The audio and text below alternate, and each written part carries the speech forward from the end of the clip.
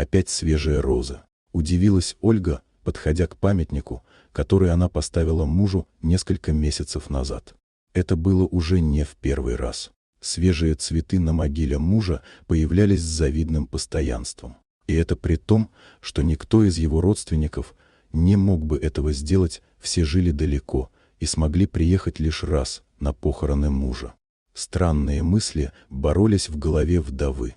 Женщина пыталась представить себе, кто бы это мог быть, и не могла. Доходило даже до того, что она придумывала какие-то романтические истории. Одна интересней другой, они стали рождаться в ее голове, как грибы после дождя. Неужели она до такой степени не знала своего супруга? Неужели у него была другая женщина на стороне? И теперь эта безутешная возлюбленная носит букеты роз на его могилу. Вопросы были, ответов не было. Ольга решила поговорить с кладбищенским сторожем. А вдруг он знает или видел того, кто носит цветы на могилу ее супруга? Она отыскала пожилого мужчину, работника кладбища. Он с удовольствием разговорился с женщиной. «Видел я и не раз, как молодая женщина приносит цветы вашему мужу. Я думал, это дочка ваша или племянница», — ответил ей сторож. «Придет, положит цветы, постоит минут 5 и уходит». Женщина задумалась. Кто же это мог быть? Можно было, конечно, отпустить ситуацию, забыть об этом. Теперь-то уж что мужа нет. Какая может быть ревность? Но что-то не давало ей это сделать. Возможно, желание, чтобы память о муже не омрачалась никакими подозрениями. «А вы не могли бы спросить у этой девушки, кто она? Мне это важно знать. Я была бы вам очень признательна», — попросила мужчину вдова. Этим вечером Ольга погрузилась в воспоминания. Ей вспомнилось, как дружно и весело они жили с мужем. Каким добрым и неравнодушным он был. Как всегда переживал, если она болела, помогал во всем. И никогда никаких мыслей о его неверности не возникало. Был, правда, один момент, который долго потом еще не давал ей покоя. Как-то муж возвратился домой поздно на работе, отмечали чей-то день рождения. Возмущение и ревность Ольги вызвал тот факт, что он весь пропах женскими духами, а на рубашке были следы от помады. Муж только улыбался и отшучивался, плясали, веселились. И всего-то. Не бери в голову. Тебя не в чем меня упрекнуть. И ревновать не за что, любимая. Успокойся и забудь. Она и забыла. Но каждый раз, когда муж с кем-то незнакомым разговаривал по телефону или задерживался с работы, червь сомнения вновь просыпался в ее сознании.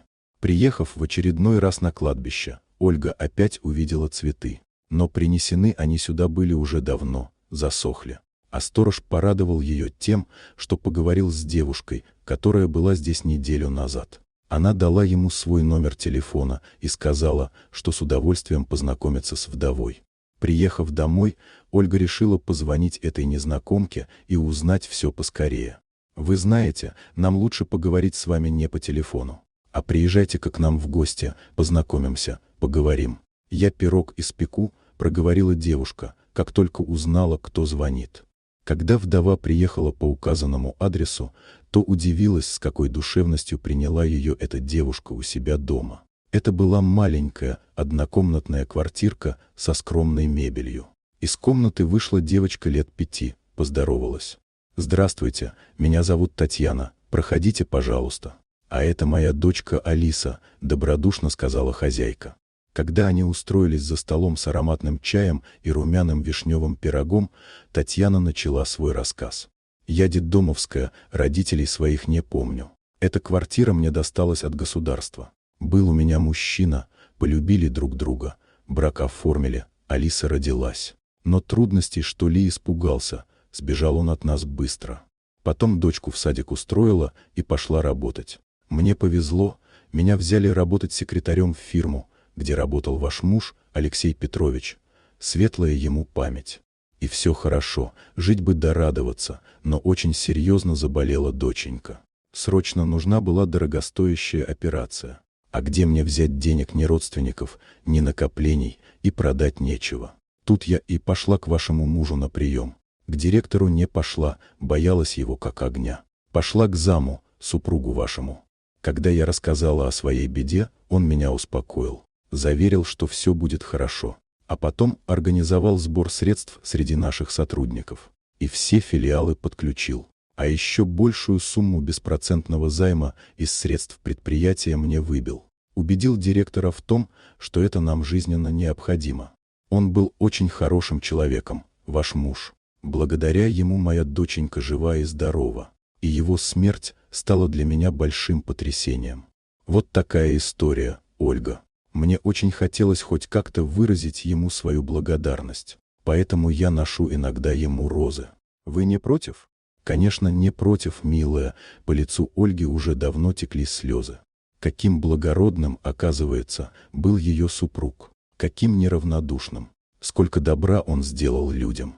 Ольга еще раз мысленно поблагодарила судьбу за своего мужа. За то, что он встретился ей когда-то и сделал самой счастливой. И пожелала душе его покоя. Она его заслужила. Дорогие друзья, если вам понравилось видео, поставьте лайк, а также подписывайтесь на канал, где найдете еще много интересного.